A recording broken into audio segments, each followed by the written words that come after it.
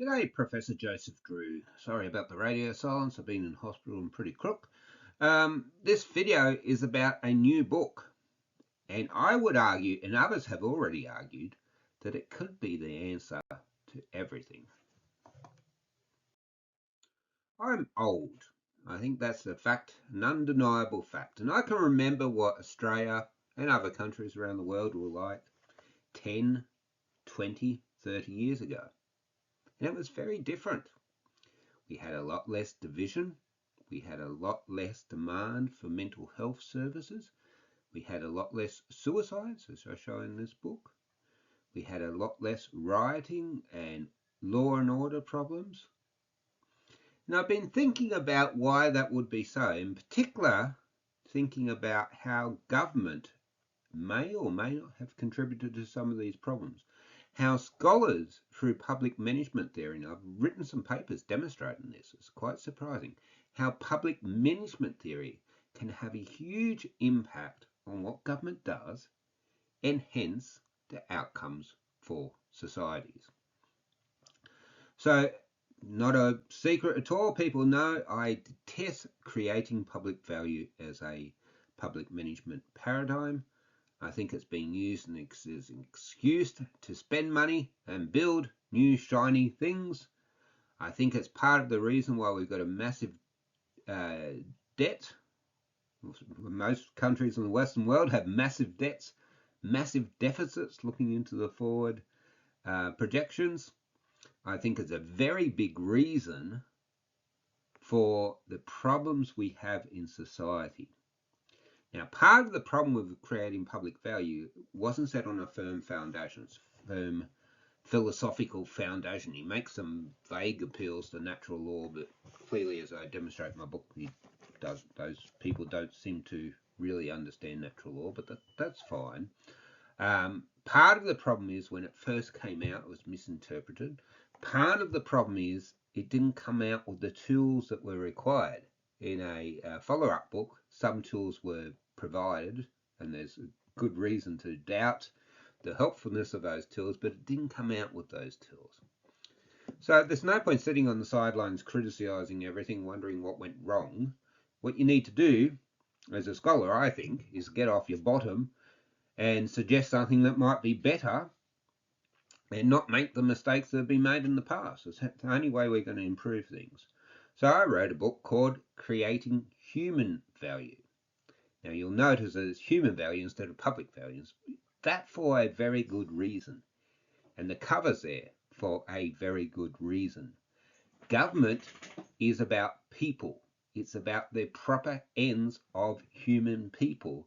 And it has always been about that since the time of Socrates. And for most of our history, it was like that.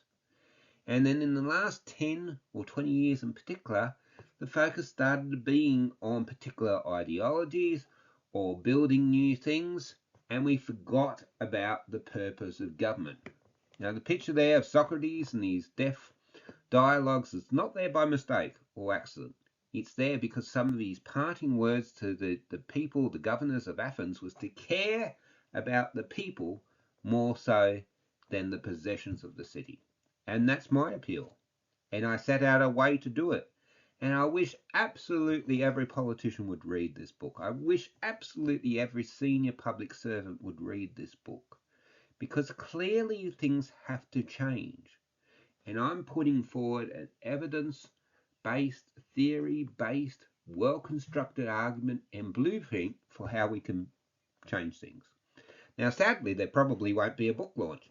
My university didn't show any interest in doing a book launch for my last book, and it seems like they won't show any interest in doing a book launch for this one. But I hope people will watch this video. They'll flick them around. If you're curious, get a copy of the book, and let's start a conversation. We can't keep doing what we're doing and expect to have a pleasant outcome. So as you will notice, I went with Routledge this time instead of my previous scholarly publisher. Much more appealing book cover and much more appealing price. I've just copied and pasted this from the Amazon site.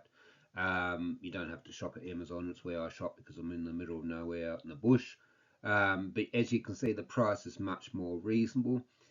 Takes about 6 to 8 months for me to write a book. Most people, a couple of years to write a book. I don't directly benefit from books being sold. Eventually I get some sort of royalty, but I'm not holding my breath waiting for it, and I'm not expecting to ever get much. What I'm trying to do is get people to think about the state that the world's in, the causes for that. And what I'm arguing is that a lot of our problems go back to the fact that we decided to dispense with cherished notions of philosophy that everyone held for the last 2,400 years, that we decided to give up on basic logic structures that everyone held for the last 24 years. And we went on this great big experiment, and it hasn't ended very well. And I think we could do a lot better. And I've set out a plan for this. If you agree, encourage decision makers, encourage your politicians to buy the book or borrow it from the library or whatever. Give it a good read and have a think about things, because my opinion is we need to desperately change a lot to avoid disaster.